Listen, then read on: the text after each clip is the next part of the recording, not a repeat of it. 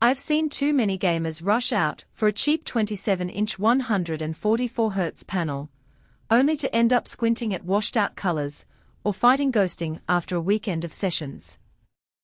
The regret is real. You spend the weekend setting up, then the monitor lets you down when the competition gets serious. So the question is, does the MSI MPG 321URXW feel like a smarter buy, or is it just another pricey hype machine?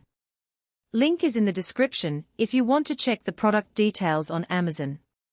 When you first unbox this 31.5-inch beast, the first thing you notice is the QD panel. It's not just an OLED screen with a splash of quantum dots.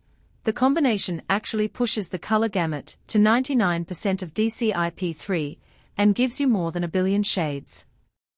In practice, that means a dark space shooter looks like you're actually inside a nebula, and a bright racing game shows each neon sign with a subtle gradation you normally only see on a high-end TV. I tried it with Cyberpunk 2077 on a RTX 4090, and the sky over Night City kept its depth even when the frame rate spiked to 200 frames per second. The colors didn't bleed, and the contrast stayed punchy, which is something cheaper VA panels often sacrifice. The 240 Hz refresh rate and the advertised 0.03 milliseconds response time are the other headline numbers that make the monitor sound like a fantasy. In a real-world test with Valorant, the mouse cursor was practically glued to the crosshair. There was no discernible lag even when the server ping jittered. What matters more than the raw numbers is how the monitor handles motion on a constantly changing screen. The OLED nature eliminates the typical gray-to-gray blur you see on LCDs, so fast panning feels buttery. For a competitive shooter, that smoothness translates to a clearer view of opponents who might otherwise disappear in motion blur. But the OLED advantage comes with a trade-off, the risk of burn-in. MSI tries to address that with its OLED Care 2.0 suite, which automatically runs pixel shift and dimming cycles when you're not actively gaming. In my week-long testing, I didn't notice any ghosting of static UI elements from games like World of Warcraft, where the minimap and health bars sit in the same spot for hours. Still, if you're someone who leaves a static HUD on the screen for marathon sessions, you should be comfortable with the idea that you'll be relying on software mitigation rather than a hardware guarantee. The care routine runs every few hours, and you can tweak the frequency, but it does at a small amount of background processing. Connectivity is another area where the mpg 321URXW shines in a way that matters to a mixed-use setup. It has DisplayPort 1.4a, HDMI 2.1, and a USB-C port that delivers up to 98W of power.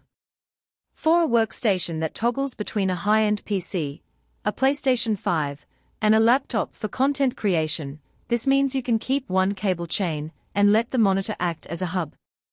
I plugged my laptop straight into the USB-C, and the monitor automatically switched to a 4K at 240Hz signal while also charging my device. No extra dongles, no need to swap cables every time you want to switch tasks. The KVM switch is a subtle but practical feature. Pressing a button on the monitor's side toggles the keyboard and mouse between the PC and the console. In a living room setup, that means you can jump from a Steam Deck session to a Netflix binge without pulling the peripherals out of the couch. It's the sort of convenience you don't think about until you have it. Now, who should actually spend the premium on this monitor? If you're a competitive gamer who lives for high FPS and ultra-low input lag, the 240 Hz OLED panel gives you an edge that few other screens can match at this size. It's also a great fit for creators who need accurate color reproduction for video editing or photo retouching. The 10-bit depth and DCI-P3 coverage mean you can trust the on-screen palette without constantly checking a colorimeter. And if you have a multi-device workflow, the USB-C power delivery and built-in KVM simplify the desk. On the flip side, you might want to skip it if your primary use is casual gaming on a console where 60 Hz is the norm, or if you're on a tight budget, and can't justify the price premium over a solid 27-inch IPS 144Hz panel. Also, people who are extremely sensitive to any possibility of burn-in, for example, those who leave a static UI on for many hours every day, should weigh the risk. The software mitigation is helpful, but it isn't a magic shield. If you're looking for a pure TV-like experience for movies on a couch, the monitor's reflective coating isn't as matte as a dedicated TV panel, which can lead to glare in bright rooms. There are a couple of practical downsides that come up after you've lived with the monitor for a bit. First, the stand, while sturdy, is a bit bulky and doesn't offer a full range of tilt, swivel, or height adjustments. I had to raise the desk a few centimeters to get the perfect eye level. Second, the built-in